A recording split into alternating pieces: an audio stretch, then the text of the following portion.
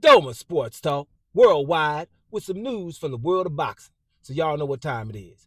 You ain't in a rush to get concussed, baby. Now, concussion. Your boy Keith One Time Thurman might be experiencing a little bit of concussion right about now, but that's all right.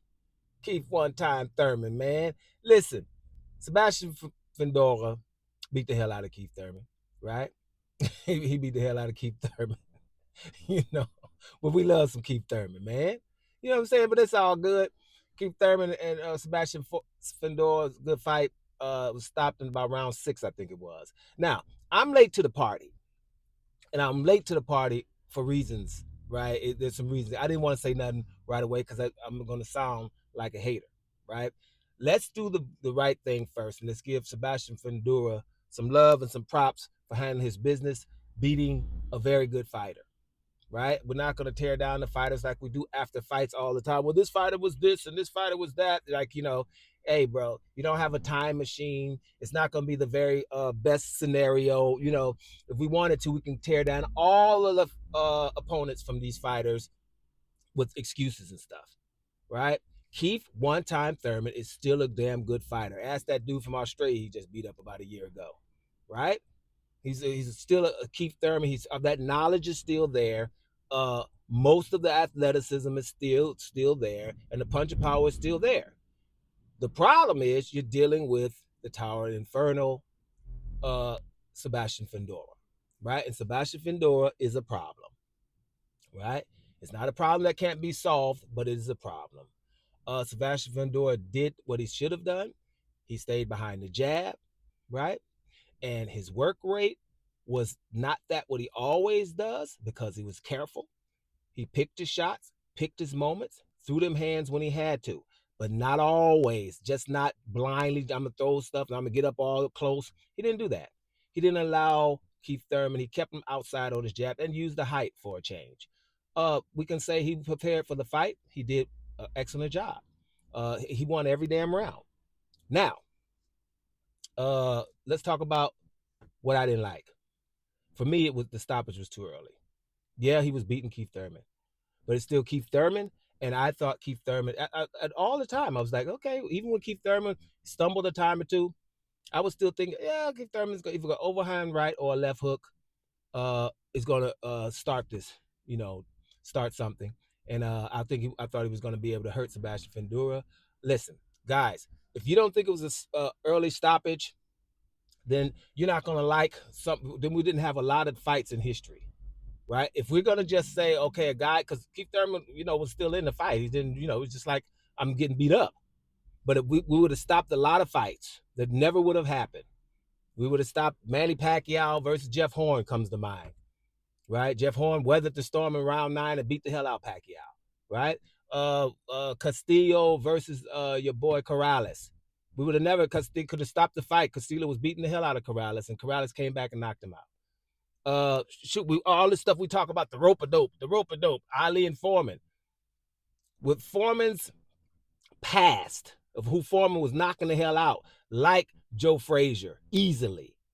Like your boy Ken Norton, easily. People who gave Muhammad Ali fits. So once they see them beating up on Muhammad Ali, they could have stopped that fight. They didn't know it was going to be a damn rope-a-dope. But now we know what the rope-a-dope is. You understand? Because Ali was like, okay, keep it up, and then just pushed him over, basically. Right? And there's other fights that come to mind. That don't come to mind right now.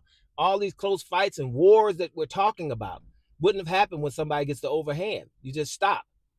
Now, Keith Thurman is somebody we could at least say, well, man, hold up now. That he's gonna do something left hook. I'm gonna show you another fight that people probably could have. You got to think about. It's David Haye versus Nikolai Valuev, right? David Haye was small. Nikolai Valuev was 7'2", and big, over 300-something pounds. Huge guy. Nikolai Valuev is Bigfoot. Oh, but he's from Russia, so he's the other one, Yeti. If you see Nikolai Valuev 7 months without being shaved, walking through the forest over there somewhere in Siberia, and you have drunk, you would think you have seen Bigfoot. So David Haye had to deal with something, right? But David Haye has them hands that are fast. David Haye doesn't waste punches. Like Keith Thurman, they're very similar. David Haye threw overhand right, missed it. But on his way out, David Haye always throws that left hook, strong left hook on his way out. And that is what gave your boy Nikolai Valoev a stanky leg. Keith Thurman is capable of something similar, and he wasn't given the opportunity. That bothers me a little bit, but okay, whatever. He's out of this with his faculties. But I'm telling you, Keith Thurman in his mind was like, I'm gonna have to take some to give some. And if it's gonna be like that, Sebastian Fundora is going to have everybody in trouble. Because if they're going to stop the fight when he gets the overhand, you're in trouble. Because you're going to have to give something to get it. Mike Tyson, 5'11", fighting people 6'5", 6'6". Now, and I'm talking about the prime Mike Tyson, the one that everybody thought can't beat everybody. The Mike Tyson that could beat that could beat everybody. Everybody didn't have a chance against Mike Tyson. More, I'm telling you, from January 1986 to July 1987, nobody was going to beat that Mike Tyson, right? Because Mike Tyson, right, would go down, the vertical, go down, up, down, up. It wasn't just side to side movement, but down and up, right? Getting down and using them knees, getting down and up. Now, that's what Keith Thurman said he was going to be doing, right? He did it a little bit, but he was going to have to do that a little bit more. Mike Tyson was excellent at that. A lot of people, I wasn't a Mike Tyson fan, but I'm going to tell you, Mike Tyson was excellent at head movement, vertical up and down, and his footwork was better than what people keep thinking just because he wasn't doing it on the back foot, right?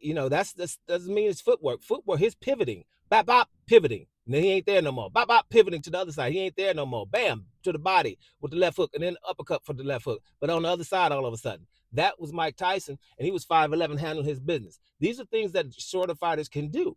It's not necessarily a disadvantage to be short, but you're going to have to take some. Now, even that in prime Mike Tyson, that wasn't getting hit as much as people think, right? Still had issues with Tony Tucker, because Tony Tucker wasn't just bigger.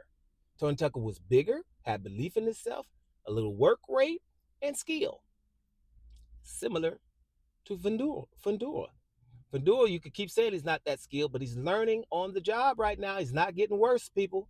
So he's going to be an issue for anybody. We could keep throwing at anybody. Somebody, you're going to have to take some to get some, because I don't see anybody with superior head movement, superior defense. I don't see him. Don't come up with boots. His defense is not superior. It's just good. And if you're not going to get hit from this guy, it's better be superior. But I'm saying somebody going to have a chin, take some, and get him up out of there. Get in there to the body and get up in there, in close. And that's going to be hard to do, because Sebastian Fundora has realized he doesn't have to do that anymore. Now, he's been knocked out from Mendoza. I'm going to check that fight out to see how Mendoza did it. But don't just think Mendoza's anybody. Mendoza's a great fighter from Argentina. Gave everybody all they can handle, including Jamel Charlo, right? Mendoza is all that and a bag of chips. No doubt about it, right? But anyway, Sebastian Fundora, he's get his props. I think Keith Thurman should have been given a little bit longer. I think the fight was stopped a little bit earlier, too early. But I want to end this by giving Sebastian Fundora his props. That's a great, great win. Let's not belittle his win. The dude handled his business, and now he's a problem. And here's the good thing about it. Now there's somebody where, hey, yeah, well, what y'all going to do at 154, right? What you going to do at 154, right? You going to go that route? Now, and I'm just saying, before, Sebastian Fundora this is going to give him confidence. He wasn't trying to fight no damn Terrence Crawford. But that is something that maybe he might want to do now in terms of fighting a Boots Ennis or something like that now, because I think his confidence is up, and it should be. So give him some love, man. The dude had a good fight. But don't say Keith Thurman has to retire and has to do this and has to do that. Let's see, because Keith Thurman doesn't have that much wear and tear. He got beat up in this fight more than he's ever been beat up. So let's see what Keith Thurman wants to do. Let's give him some time and see what he wants to do. I don't think he should retire yet. I think he should retire if he gets beat up again. He should come and see what's up. Everybody's not 6'7" fighting him. You know what I mean? So anyway, y'all, I'm up out of here, man. Thurman Sports Talk worldwide, and I'm out of here, y'all.